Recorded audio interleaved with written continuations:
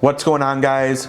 My name is Anthony, and in today's video I'm going to be giving you my 4-month review of the M1 Max MacBook Pro. Let's jump into it.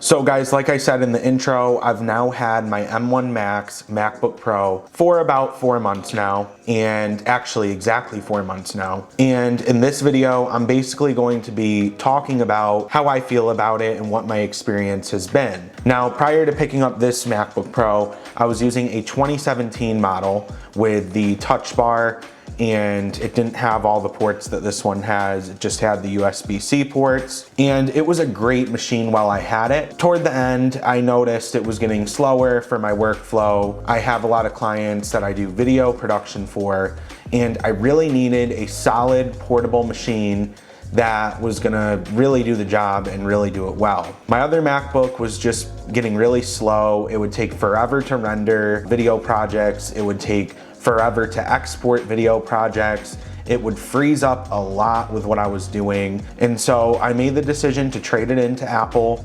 They gave me about $800 for it. When I bought the machine, it was $4,000. So, you know, just in a couple years, it wasn't worth much to Apple. I didn't care. I just really needed a new machine, and $800 was better than nothing. So I took it, traded it in, waited a few weeks, and got my MacBook Pro. Now, the thing about this MacBook Pro that is different, which a lot of you know by now, so I won't spend too much time on it, but this one does not have a touch bar.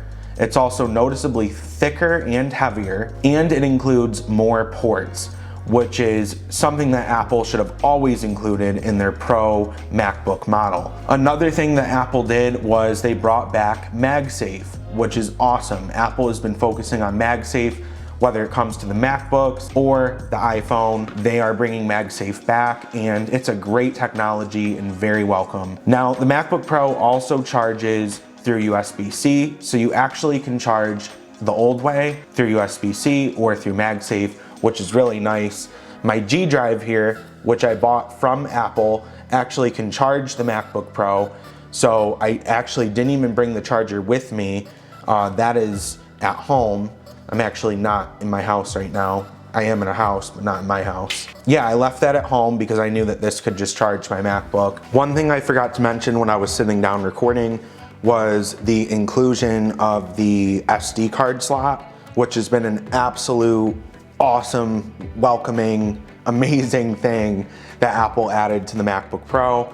Before, you had to carry around dongles, and that was so annoying. Also, they added an HDMI port, which is great if you're editing from an external display. Before, same thing as the SD card reader, I had to carry around a dongle for that. Well, I didn't really have to carry it around because I wasn't carrying around my display, but there was another dongle for it. And now I've been able to completely get rid of my dongles and just use the built-in ports on the Pro MacBook, which should have always been there. While I'm very happy that Apple brought it back, I think these are things that the Pro computer should have had the whole time. I'm not going to be mad that it's there now compared to before when it wasn't there at all. But I just wanted to include that in the video because I thought that it was super important. So back to the video. Let's jump into how this thing handles video production, because this is YouTube. Chances are, if you're watching this, you probably do video production or some type of media, and you want to know how this thing is going to handle. I just have to say, this thing is a beast when it comes to rendering video footage, stabilizing video footage, exporting your projects. I mean, it is so fast. It is like nothing I have ever used before in a computer. It makes editing, I don't even know what word to use for it. It makes editing just effortless. That's the word. It makes editing effortless.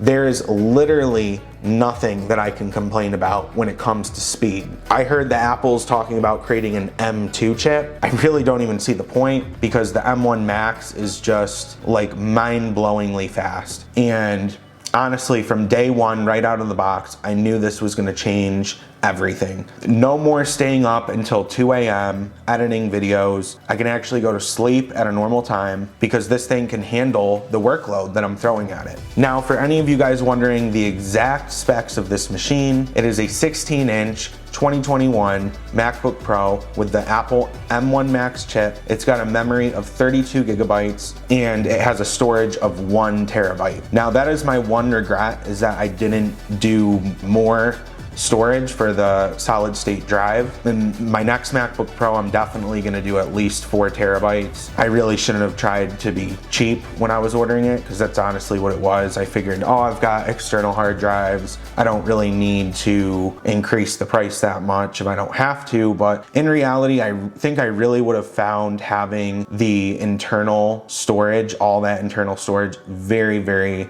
useful. I do edit off of the external drive, although this G drive uses USB-C and it's super fast. And so even though I'm editing off of an external drive, it is very, very fast. So if I was editing like on the machine itself off of the solid state drive, it's hard to believe it'd be better, to be honest. What I'm saying is it probably would be a lot better. When it comes to all other types of media like photography, really if you're a photographer, you don't need the most powerful MacBook Pro. So you really could go with the M1 Pro chip versus the M1 Max chip if you're just a photographer. But if you are in video production and you're editing video in Final Cut Pro, or even other apps like Adobe Premiere or what's the other one people use, DaVinci Resolve, I really think that having this machine is a game changer for you. And honestly, if you're using a PC, this thing blows any PC out of the water when it comes to video production. There is no comparison. You can literally look it up on YouTube and there are literal comparison videos of this machine stacked up against the most powerful PC, and this thing just blows it away. What Apple has done with the M1 chip is honestly unbelievable. I've even seen PC users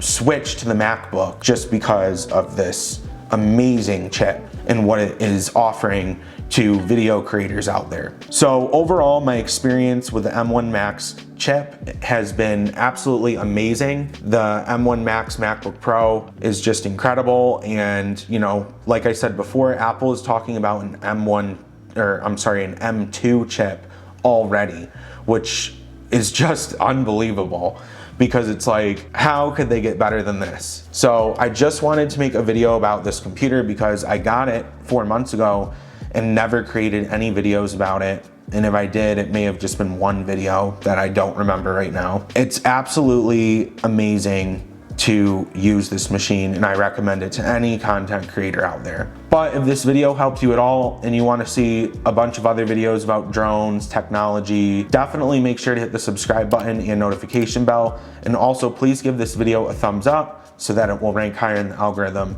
But until next time, I'll see you guys in the next video.